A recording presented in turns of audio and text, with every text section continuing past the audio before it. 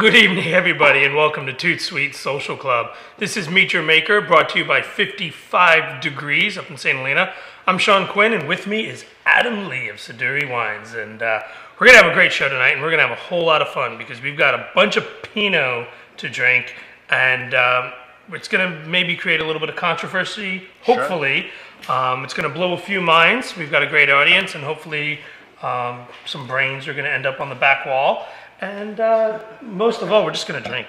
So welcome, everybody. Thanks for watching. Always remember to check us out on our website, on Facebook, our Twitter feed, everything. But right now, it's about the wine, and it's about Pinot. And what are we drinking? We're drinking Pinot Noir, all from 2012, but 4 different Pinots from down the coast, starting in Oregon to Sonoma County, down to Monterey, down to Santa Barbara County. It's something we do that's kind of unique to us. We buy Pinot from all of these different areas, deal with growers very closely, and bring the fruit to Santa Rosa and make the wine there. But it's really a chance to explore up and down the coast. So like anybody that comes to the winery gets a chance and they can say, boy, I loved Oregon in 2012, but I thought Santa Lucia was not very good. And the next person will say just the opposite. It's kind of fun. So this is a true exercise in coastal winemaking. We're not just looking at different vineyards within California or within Sonoma, which you also do. Yeah. You make like 20. 25 last year. In 2012, we bottled 25. Okay, but it's also not just within that, but it's also stretching that out and showing across the board, here's Oregon, here's Sonoma, here's Central Coast, and really being able to expound on that. Yeah, the funny thing is, it's a lot of people come to us and are amazed at how different they are, and without trying to downplay too much what we did, we were largely inspired by Bert Williams and Ed Sellium from years and years and years ago, where they would make Pinot from vineyards like right next to each other.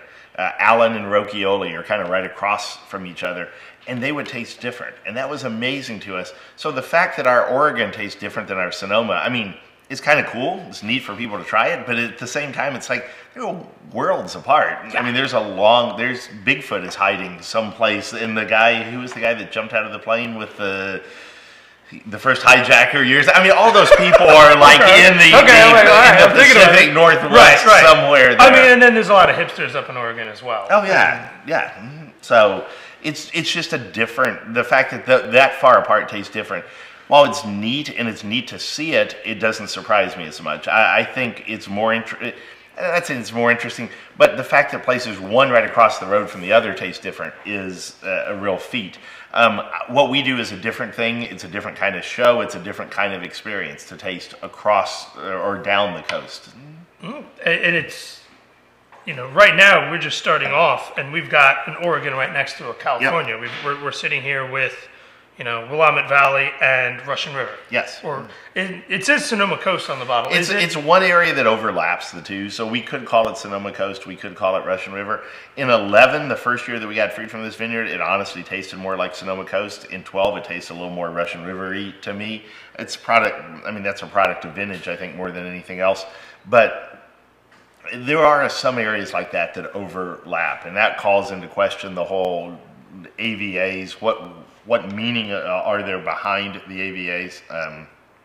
And it's a fair question. If this vineyard could be in one or the other, what real meaning is there to where the lines are drawn? And that's actually a really good point, because it's something that we've talked about on this show before, because we've talked about the Sonoma Coast in some small cases and how it really does run up the entirety of the coast, and how that's where it starts and then it slowly gets broken down.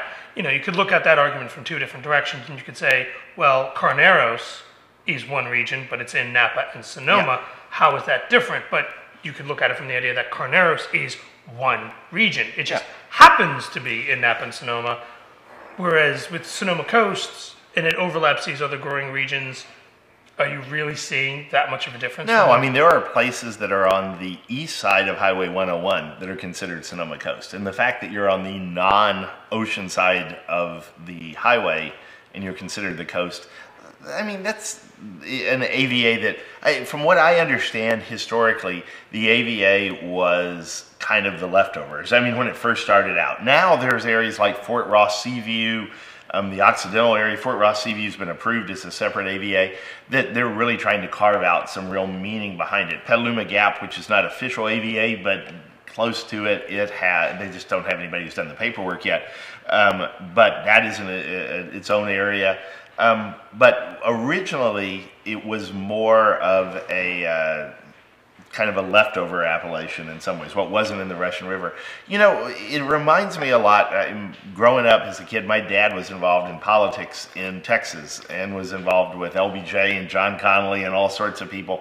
But like where you would have districts, voting districts, and you would gerrymander them and try to do this or that. Nobody ever debates where the middle of the Sonoma coast or the middle of the Russian River is. There's not. It's where the boundaries are. Where the middle of the San Lucia Highlands. Everybody knows where that is. Yeah. It's what's the north edge, what's the south edge, east and west. Those are the questions. Yeah, when you're in the heart of a region like that, there's no question whatsoever. Right. But when you start, you know, just a quick example in Napa, when BV was helping structure Rutherford, they wanted to make sure that all their vineyards were in Rutherford. So there's one section on the edge which could be considered oak-filled, but they drew the line in such a way. So yeah, it's the edges that create the controversy. They do, without a doubt. And some of it becomes politics at some point in time. And I think the average person looks at it and believes that it's all politics. And I think the truth is it's some place in between. There's some real meaning in the AVAs, but at the same time, when you get around to the edges, yeah, there's some politics. If somebody buys a vineyard and part of it's in the appellation and part of it is not, they push, and they a lot of times in that case will be able to move the boundary because a large portion of their vineyard is in the appellation. They'll be able to get it moved. But there are some people that have bought outside AVAs and then at a cheaper price, and then try to redraw it so they can get that. And that's, there you go. That's trying to get bring up your value. And that's going on in the Santa Rita Hills right now. Really? Yeah. So we'll talk more about that because we do have a Santa Rita Hills Pinot. But I want to just talk a little bit about Willamette because we talk a lot about Sonoma and Napa, and we're really centric on those regions oftentimes here. And we don't often get to drink Oregon wine. So I'm really excited about that. And I just want to talk about this Willamette. I know nothing about Willamette. Okay. Aside from that, it's outside of Portland, and it's great for growing Pinot. And it's a large area. If you just go with Willamette Valley, it is large in the same way that like Napa Valley is large, or Sonoma County is large. There are sub-appellations that have been defined there along the same way, and this all comes from the Chehalem Mountain sub-appellation. The Chehalem Mountains is the northernmost sub-appellation. It is closest to Portland. It is generally the coolest sub-appellation of the Willamette Valley. Chehalem is an ancient Native American word that means can't get it ripe. That's a joke I love to tell because that's the challenge. It is really difficult in Oregon sometimes to get things right. We went up to Oregon in '95, so our second year of making wine. We made our first wine at Lambert Bridge Winery. The general manager there had some property he bought because his in-laws lived up there and had planted it to Pinot Noir. And in '95, he asked us to go up there and get some fruit. One of the crappiest years in Oregon history that we started out with in '95, and then '96 was a bit better. '97 was pretty bad again. So we had and then '98 came along and it was a great vintage. Oregon is like that. They have harder years and then better years. 2012 is, in my mind, the best fruit that we've ever brought in from Oregon.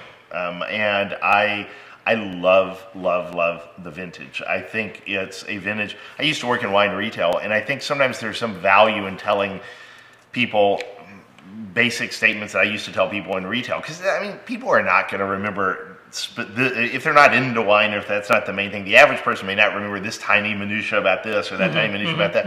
But if you tell them 2012 in Oregon, an incredible year, look for the 12s, they'll remember that. Yeah, so that's going to click in their head. Yeah, so that's what I'm telling people about the 12 vintage in Oregon. It's a fantastic vintage. I'm going to go out on a limb, and I'm going to ask you a straight-up question when it comes to Oregon, because the way that you're describing their swings. Would you say Oregon Pinot and the swings in those vintages is closer to Burgundy Pinot and their swings than Napa or Sonoma is. Yes, but it's closer specifically to Burgundy in the 70s. I think Burgundy has had less swings in the last decade or so. I mean, the last 2 years have been a little iffy. Even 12 is pretty nice, but there's less quantity from all I've heard. But 13 was kind of difficult. But yes, I think that is probably true. In that way, they have somewhat less, they're more akin to Burgundy. But I think Oregon's its own unique thing. I mean, there's definitely been a promotion of Oregon wine as it is particularly Burgundian compared to California wine. I actually think it's someplace in between. It's its own unique thing, and I think having been up there now for 19 years, I think it's important to realize that there are some characteristics that are the same. Burgundy's a very continental climate. You get hail, you get things like that. The Willamette Valley is less of that. I mean, it is still somewhat coastal. Not in the same way necessarily. They don't quite have the breaks towards the ocean that we do in California. Right. But it is still more coastally influenced than Burgundy would be. Right. And that's a difference. The soil types are different. There are enough differences that Oregon is its own unique place. And I don't know that saying it is more Burgundian does it a service in any way, rather than just saying it's its own thing. I like that. And before we get into the California, and the next three we're going to drink California, we've actually got a really interesting question here from Brian Morrill. Thanks for logging in, Brian, home and watching us. And you're asking us real quick, what is the amount of expertise provided in each of your Pinot labels that enable you to produce so many with product lines and breaking down the price point? I mean, we're going to drink 4 wines tonight from 4 different areas. How much expertise goes into showing these not only as different wines, but deciding which is valued at what price? So Diane and I never studied winemaking. I mean, I took a one-day course in doing my own lab work at UC Davis one time, and there was part of it about doing acid additions that you had to look for color change in a red wine, and I'm partially colorblind and I couldn't see it at all, so I lost $250 on that. It was a wasted course in a lot of ways for me. So the amount of expertise, I mean, in some ways you could say you didn't have any expertise at all, and I mean, that would not be an unfair statement. We spend a lot of time in the vineyards. We go up a lot. We've been dealing with Oregon now for 19 years. We've made mistakes as we've gone along.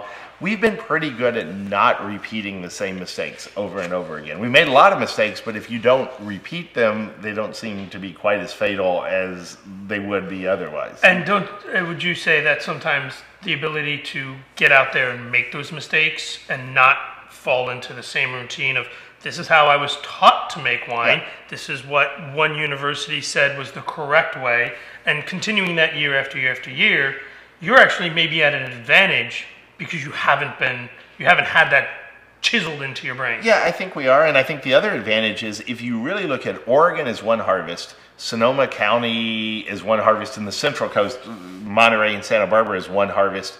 We've really been doing it now for about 60 years. I mean, 60 harvests, and so that experience has been pretty great. So, I mean, the amount of expertise that we bring to it is a lot, but it is expertise based on experience, not expertise based on any formal training in any way, shape, or form. Do you think that might take away from some winemakers pushing their boundaries, that they're told this is the right way to do it, and that may give them a bit of a safety blanket? Maybe, but I do think Davis and places like that have been, I mean, the old joke out there is if you want somebody to do your lab work, you hire a Davis graduate. If you want somebody to hook hoses up for you, you hire a Fresno State graduate. And so, I mean, that's kind of the first winemaker I ever worked for told me the same thing. Yeah. If you want boots, go to Fresno. If you want a desk, go to Davis. Yes, yeah, exactly. And I mean, I don't know that that is completely and totally true. I mean, there's always behind these stereotypes some truth behind it. But I would say that I think the universities probably teach people in some ways to push the boundaries more. I actually think it's more incumbent upon the individual. I mean, I went to a university where I studied French history and the comparative history of the French and American prison systems, and that didn't lead to a wine job at all. But what it did my university taught me how to question things, to doubt things, to be skeptical of anything, of what I do, of what you do, of whatever. And that's not an insult to have somebody ask you a question that is like probing, and you to ask yourself, and me to ask you, and all of that. It's like if you're too scared for somebody to ask you a question, then are you really comfortable, with what you believe in the first place? Sure. The ideas that you come up with, if you're so clear and concise about them, but the minute somebody challenges them and you go, no, period, that's what I believe, are you believing it because that's the conclusion you've come to, or are you believing it just because that's what you were told to believe? Yeah, I agree entirely, and I think that is the type of thing, that mentality is almost more of a personal thing. So however you are taught, wherever you were raised, the person is going to come through. And I think that's something that's valuable and sometimes can be lacking in what's going on in wine today, is having people who question every assumption that's made. And I think sometimes that needs to happen more. Sure. And that there is a bit of a changing of the guard. Maybe we see it more here being on the West Coast and being involved in the industry, but we're seeing a bit of that younger crowd, especially with the winemakers to watch in the Chronicle. Oh, yeah. And you've got these younger guys not only playing with varietals that aren't, normally put on wine lists across the U.S., or using techniques or ideas. Yep. And so the winemakers who watched the Chronicle, Jean Bonnet, who wrote it up, I thought was a fantastic list. I thought he did an incredible job of coming up with people that were unique and different and all of that. And honestly, if you go back, and there's an article for us on the Chronicle like 18 years ago on winemakers to watch, and we were like, Jean Bonnet was not doing it at the time. They didn't quite have the feature in the same way, but it was something that. So one, that tells me I'm getting old, for one thing. But you're not that old. So sometimes. Anyhow, the part of it tells you that aspect of it. But the other thing, I think, the question is, at some point in time, all of us that were like pushing the limit at one point in time, then you become the standard. You become more, and so then. The question is, all of these now winemakers to watch, or new trends that are going on, at some point, the danger is, do you start to do things, do you start to fall into the pattern? Like you could say, or Jean Bonnet might say, we would pick things riper for this reason or that reason or that reason. At some point, is there a danger that people say, I'm picking it less ripe for this because of the same kind of reasons, and you just fall into that? I would actually even make the argument in the opposite direction, if I can, that sometimes it's the winemakers to watch could even be ones that aren't on the cusp, but are ones that are actually holding on to traditional practices that may have been used back in the day and have been forgotten. Sure. Mm-hmm. And I know somebody who's working with, like, say, Kathy Corzin, who, she's no longer a winemaker to watch, because we all know Kathy. Right. But somebody who now starts to say, hey, I'm going to be making Napa Valley or Sonoma fruit and utilizing those old school techniques and really thinking about picking at these times. Mm-hmm. It's not cutting edge, but it's definitely not what the norm is. It's that it's set outside the standard deviation. So could that become maybe a possible cycle that we could generate? I think so, but I think one of the things you have to be careful in that is to go back and really look at to say this was the way it once was done. You need to go back. There's a great book by Robert Benson. It's kind of out of print. I think it's called California's Great Winemaker, something like that. But you can find it on Amazon for a few dollars. And there is a quote from Joe Heitz, and this book was from the 70s. And Joe said, the grape growers want all of their grapes in before Labor Day. I want them to hang till Thanksgiving. We manage working it out and all of that. There's a lot of talk about adding acid and things like that. And so to say this was the way it was always done is, you kind of actually need to go back and read and look into things. There's a great book, I'm trying to remember the name of it, but from the late early 1900s about California wine, written, wonderful female wine writer, very few back at the time. And I'll look it up at some point in time and it'll help me remember the name, but they talk about natural wine in there and how additions and things like that. I mean, these things go back and forth, and so you go back and say the 70s, those were the great California cabs. The alcohols were lower and all of that, and you read in people, Bob Travers or Maya Kamas, people like that, who are talking about dumping bags of acid in it, and you're like, oh, wow, that's kind of different. It's surprising they were picking that low, and yet they're adding that much acid in and all of that. Yeah. So it's not like people didn't mess around with wines back then, but we have this perception of what it was like, and that may not be the truth as to what it really was like. Nostalgia can do that, can't it? Yeah. Nostalgia can totally block out certain things. Like, you can kind of sit back and you can think back on whatever you did when you were 17 and 18. And you always think of all the great things that you're doing in 17 and 18 because you've completely forgotten the fact that you were miserable at this point, or you were sitting in your room and you weren't being invited to a party. And it's easy to remember back in the days right after, or in college, you're head over heels in love with a girl, this and that, and these wonderful times, and those were all in your memory, and those were great.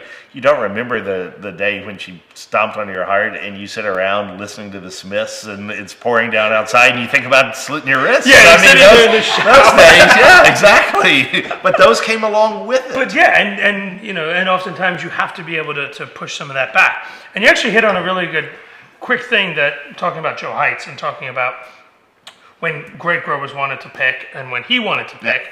And Mike Cope asked a really good question. Thanks, Mike. You asked, what do you think are the advantages and disadvantages of not being on the quote-unquote farming end of winemaking? And he also threw in a bonus here, which I just wanted to throw out. Go ahead. What will the Dallas Cowboys have to do to get back in the playoffs? Yes, I've seen the stainless steel tanks. Yeah, so every tank, I'll do with the last question first, if I may, Alex. Alex Trebek, sorry. Oh, gotcha. Sorry, yeah. Sitting on a gold mine. Yeah, exactly.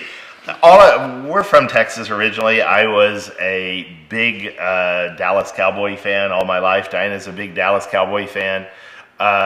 We named all of our tanks after Dallas Cowboy players. Gotcha. Classic Cowboy players. Not people come in, is there a Tony Romo tank? And I'm like, he's got to win more than one game, a playoff game in his life before he gets a tank named after him. So, but like our tallest tank is Too Tall Jones. I mean, so we've got tank.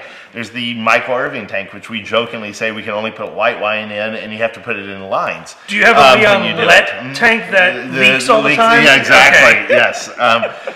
But you've got the classic Cowboy players there. I couldn't tell you what they need to do, other than I think that as a general manager and an owner, Jerry Jones is a great, great owner and not a great GM. He needs to get out of the way. Yeah, hire people. When you're the owner of something, you're the owner. You can fire people, you can hire people, you can do what you want, but don't try to be GM at the same time. So that would be my number one thing. I don't know that it's really going to happen until then. That actually brings up a really interesting question that I want to ask you in the second part of the show, because we're going to take a break in a little bit, and I want to come back to that. But I do want to finish Mike's questions before and it's a great question. So when we started out the winery, we started with $24,000, and we had no option of buying land. We had no clue how expensive land was out here in Texas. $1,000 an acre, $500 an acre. So we came out and we looked at some land, and we're like, we can buy some land. And then they're like, oh, no, we can't buy any land, and it's not happening. So there are advantages in many, many ways. I do think. I think one of the advantages is by being able to be as spread out as we are. That would not happen, and having the experience we have, that would not happen if we were just landowners. The odds that you would have land in Oregon and Sonoma County and down the coast to Monterey and Santa Barbara would be slim. There are a few disadvantages. We see the vines a lot. We go to the vineyards as much as we can, but we don't see them on a day-to-day basis. Right. We don't live with them. And Diane and I have debated that. We've debated about buying our own acreage at one point in time. One of the reasons we haven't done it is really the only financial way we could do it would be to put our house on it and have acres. And then you would have to walk out every day and see kind of what's work for you as well. And we would... it's difficult. We like getting away from work. Actually, and that was going to be a question that I wanted to ask you, because if you actually have your own land, now you're spending X amount of time focused on that land, because now you're not responsible for just making sure that things are done. You're doing them yourself oftentimes. So that's actually now focusing your time, and you may have to drop Oregon because you're spending enough time in your vineyard to worry about the vineyard that week or two that you could go up to Oregon and check out that, or down to you need to be there pruning, or you need to be there doing that. So I would say your biggest advantage is that you don't own any, so that you can spread out. Yeah, so like every Saturday morning during harvest, I will get up and leave the house at about 3:30 in the morning. I will drive down to Santa Lucia Highlands, down to Monterey County. I will go down there and check out the vineyards and sample with Mark Pisoni, Gary Francione, taste the different sections. We'll have buckets. We'll do a grape juice tasting and taste the stuff. And then from there, we'll taste that. I'm done at noon. I will then drive down to Santa Rita Hills. I'll stay the night down there, taste that stuff in the morning, and then drive back up and decide when to pick, what not to pick, that kind of thing. I'm able to do that every day. And you're right. If you had your own thing, you might not be able to have that freedom.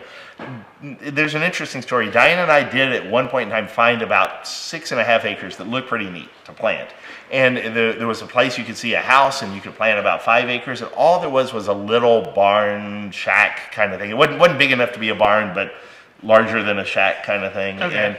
And we're like, let's maybe you plant this acreage and all that. Well, some neighbors we talked to that we knew said, find out what was going on in that barn shack thing. Turned out people there were making meth. And they were spreading the leftover products behind in the vineyard, or in what would have been the vineyard. This would have been an EPA nightmare to clean it up. I don't know, but if the wines may have turned out to be really thin and active and bright. And you wouldn't have had to worry about like your teeth getting stained, because you wouldn't have had any teeth left in the first place. That's great. So there might have been advantages to it. You're right. But I looked at it and I'm like, Lee, we know so many things to ask about grape growing and this and that.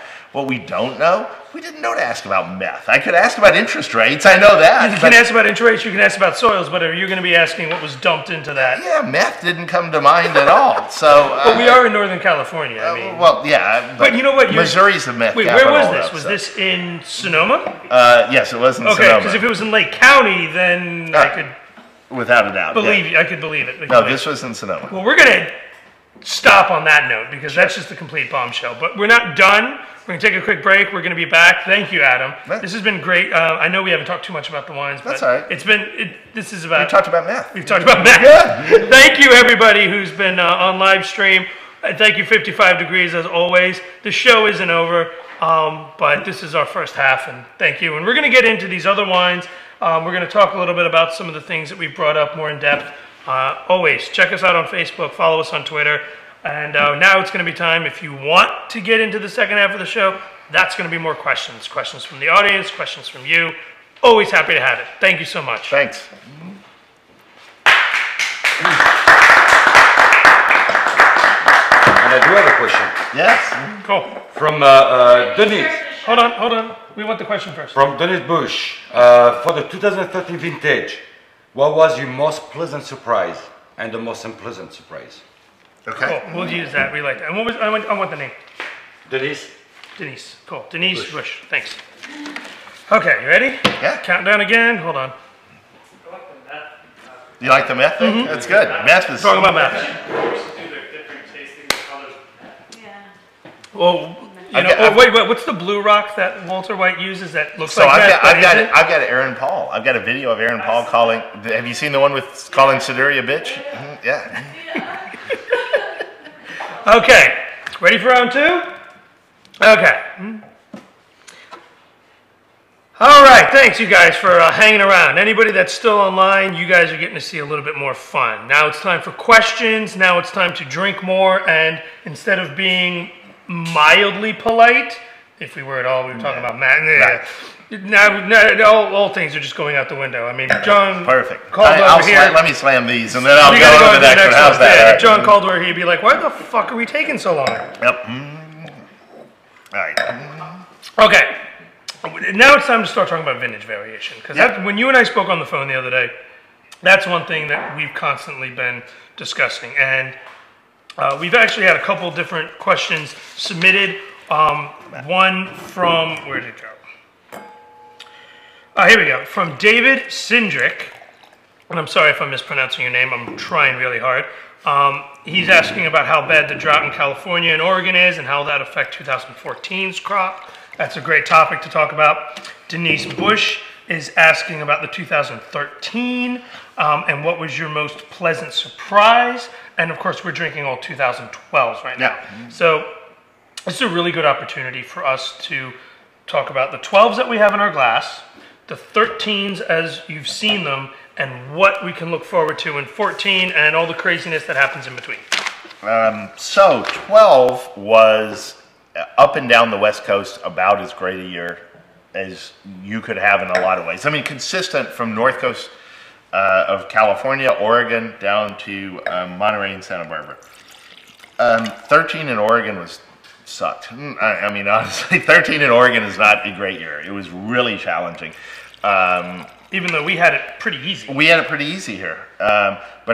So it's to me, it's fascinating to see where one year there were real similarities all up and down the coast. And the next year, one part of it stands out is much more problematic or much better or whatever than the other.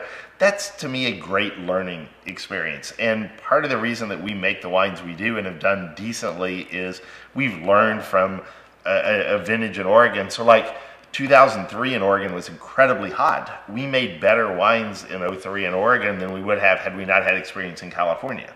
We made better wines in 11 in California because of our Oregon experience. Right, because 10 and 11 were just very cool. Cold as hell, yeah. So I think that type of experience has helped us quite a bit.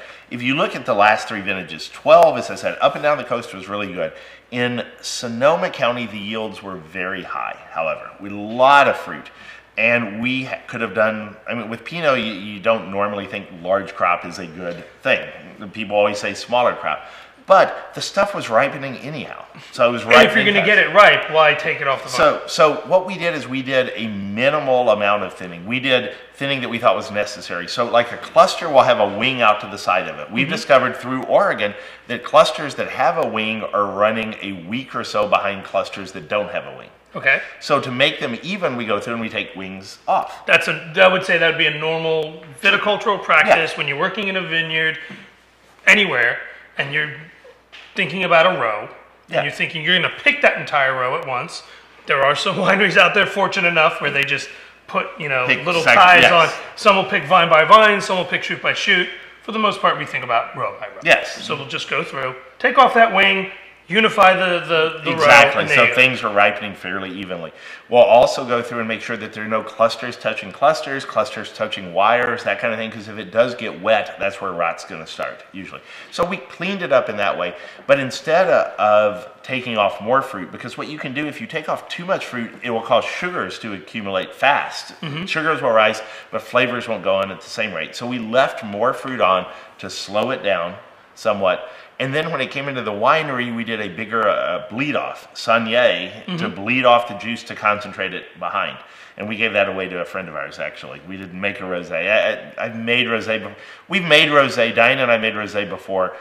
We made one rosé that was really good, and we're like, this is easy. This is fantastic. And then the next 2 years sucked horribly. And so we're like, sucked, like dumped down the drain, sucked. I mean, you realize if Julian was back here, like the first time we were on this table, he'd be pissed off at you because the French drink rosé for breakfast. No, so they wouldn't have drunk this rosé. It's like, no.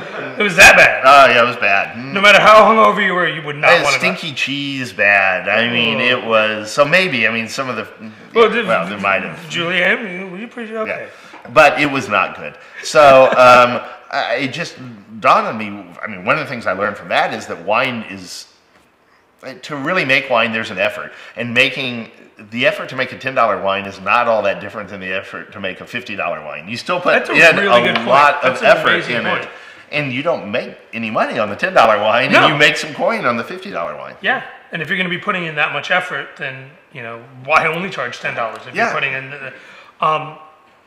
Just to finish up those questions so I was asking. 13 looks like a lot of people were talking about it being a great vintage, even better than 12. I'm not there yet because we haven't really tasted through stuff. And I mean, when you get all this hype early on, it's like, oh my God. I mean, a lot of these wines haven't even been racked once. No. And one of the things that happened in 13 is they finished malolactic much faster than the 12s did. And generally, that's not a sign in Burgundy of a great year. Usually, longer MLs are a sign of a great year in Burgundy. Shorter ones are not a sign of a great year.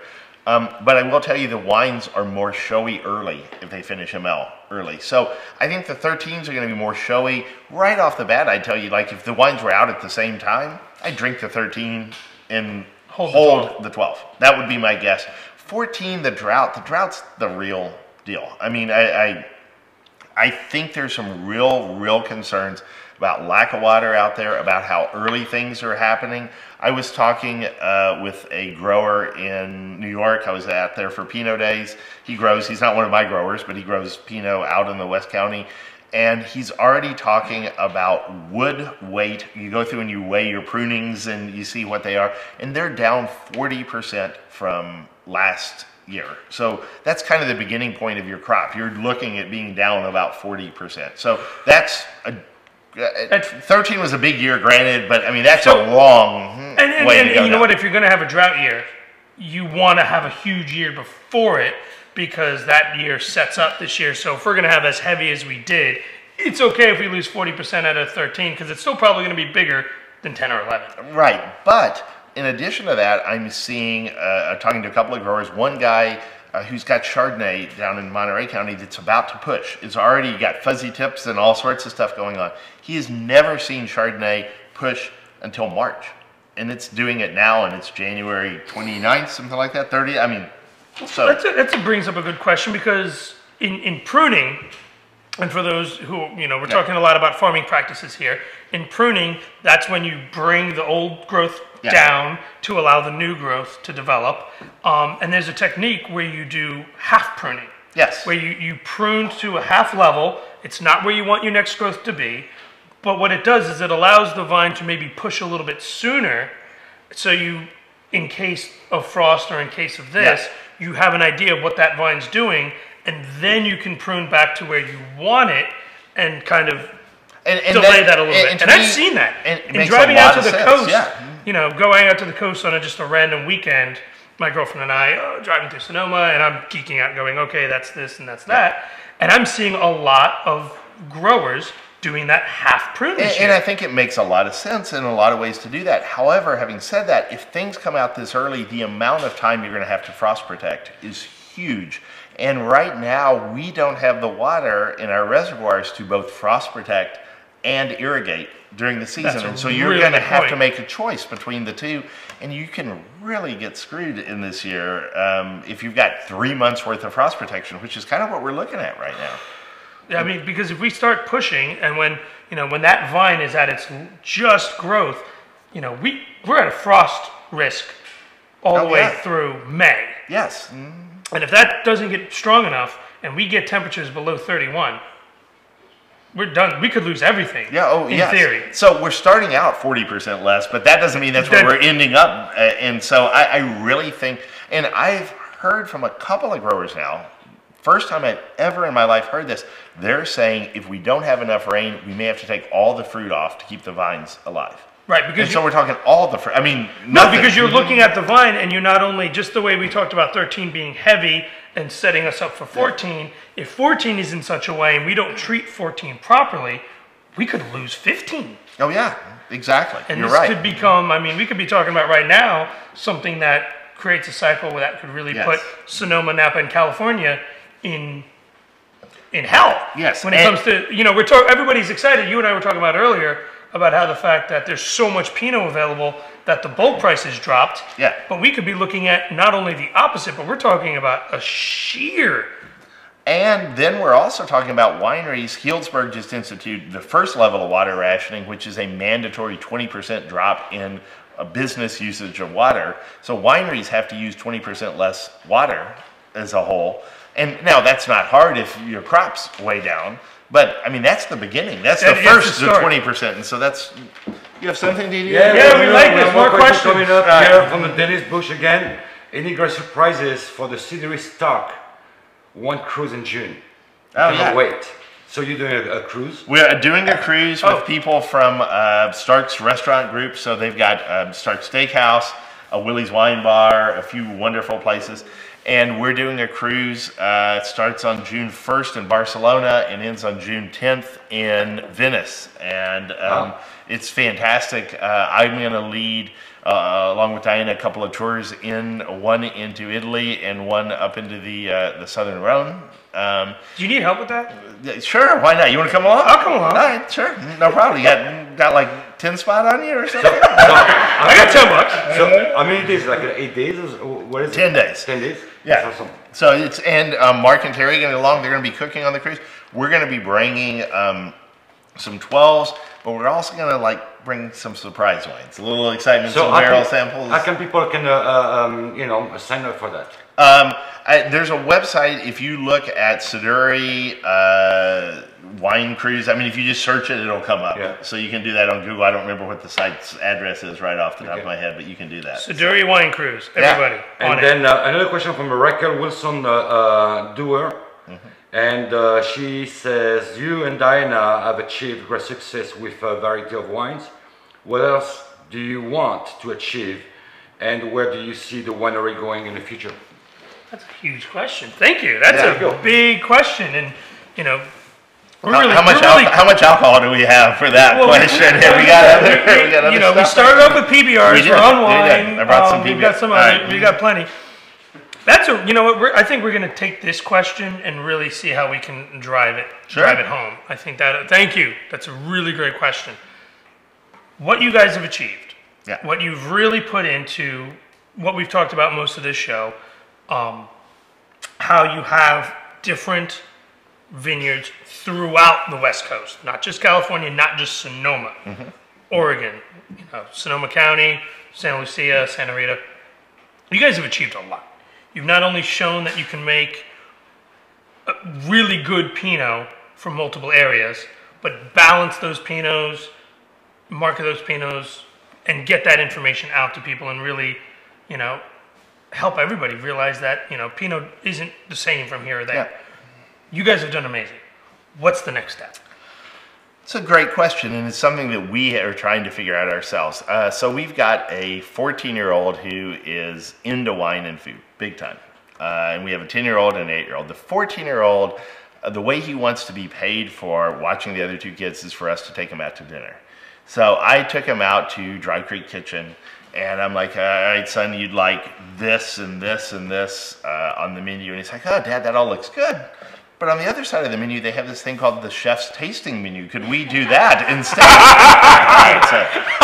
Yeah, we do that. He ends up leaving the restaurant with the card of the general manager who put his cell phone down on it and said, Mr. Lee, which I'm used to being Mr. Lee. No, this is my 14-year-old. Mr. Lee, if you ever come back again, I'd like to know ahead of time, that kind of thing. You look at it and you're like, do you hand that down to your kids? Which is a fair question, but they may not be interested. I mean, he's kind of into it now. My 10-year-old and 8-year-old, not yet. I mean, they don't, but he's kind of into it. They're only drinking quarter glasses of wine. Exactly. Now, and they love, like, when Diana shows up in the flatbed truck with big picking bins at school and picks them up and they go drop bins off, and because they get to show their friends and all of that about, here's mom in a truck with bins on the back. That's kind of fun when you're 8 years old. So the question is, do we continue to do the wine thing so that we can have something to hand down to the kids, or do we at some point sell the winery so that we can monetize it and give them the ability to start their own thing? Because maybe our son says, I don't like Pinot. I want to make Chenin Blanc in the style of Coulet de Sorrent or the Jolie. I want to make Sauvignon, which I love. But I mean, you want to make that wine. And maybe he just doesn't like Pinot. So what is the answer? And I don't know the answer there, but it's something Diana and I talk about a lot. Is where are we going, and how do you set this up for the kids? The transition, because actually I'm going to pull out these questions real quick, just a segue. I shouldn't have put these down. Yeah, you set that up well. I totally did. Yeah. I was really thinking ahead. David Sindrick, again, thank you, David, for contributing, talked about considering doing online tasting of Novi wines. Yes. You've also got Novi wines. Yeah. And to not get too far away, and this is a bit of a legacy that winemakers anywhere always think about because it is greater than you.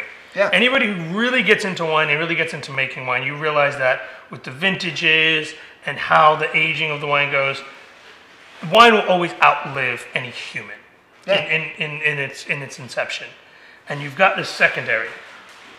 Would you even think about Siduri being Pinot and your son, if he has that tenacity but doesn't necessarily want to make Pinot, instead of having to worry about getting rid of Siduri, he's able to maybe take Siduri towards another varietal. Sure. And it's a generational, you got to make Pinot, he makes Syrah, and then so on and so forth. Yeah, and that's definitely a possibility as well, that he could take it, I mean, or them together could take it. Handing businesses down is not something that usually goes well, unfortunately. I mean, it's one of those things that generally has been very problematic. So I worry about that. You know, you hand your business down to your kids, it doesn't matter if it's your plumbing business or whatever. That does not go particularly well as a whole. So I do worry about that end of things. He's also 14 years old, 6'4", size 16 men's shoes. I'm hoping he gets an NBA contract and makes a boatload more money than I ever did. See, what, are you going to have him pull a Yao Ming? Oh, He's going to go make money playing basketball and then come back and make wine? Sure, and charge $300 a bottle or whatever. Yeah, although that part of that is conversion ratio. But yeah, still, it's a lot of money. But he's 156 pounds. He's skinny. So I don't know the answer, and it's something Diana and I are trying to figure out. One of the hardest things in the wine business is dealing with the ups and downs of cash flow.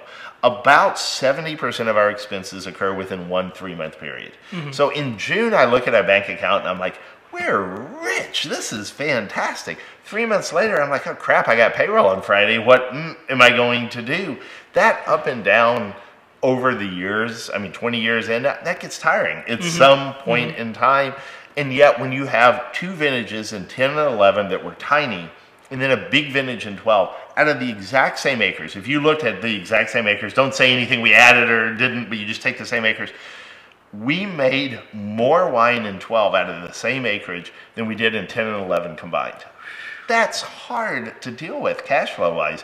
And so that gets tiring after a while. So I really don't know where we're going, what we're going to do, but we never really have. Diana and I did this seat of our pants and we never had a business plan, and it's shocking that we've done what we've done because it doesn't make any sense. And it's the best part about the industry though, hey? Yeah, it is. People get into this business, and whether or not they get into it as a buyer at a restaurant, they get into it as a winemaker, they get into it because they just worked a cellar here. I mean, they do stuff like that. They get into it because they love it. And sometimes the business can take over, and that's where I spend all this time, and you can sit there and ask me what we're going to do and all that. And I don't know the answer to it. I do know that I love it. I love what I do, and you can get too caught up into the restaurant world and the politics of this and late night and all that. But if you love wine and you love what you do, there's no better thing to do than this business in this industry in some way, shape, or form. I really can't think of anything that I want to ask you beyond what you just said. I'm just going to kill it right now, just because on that note, that's perfect. Thank you. Sure. Cheers. Cheers. Thank you. Thank you, guys.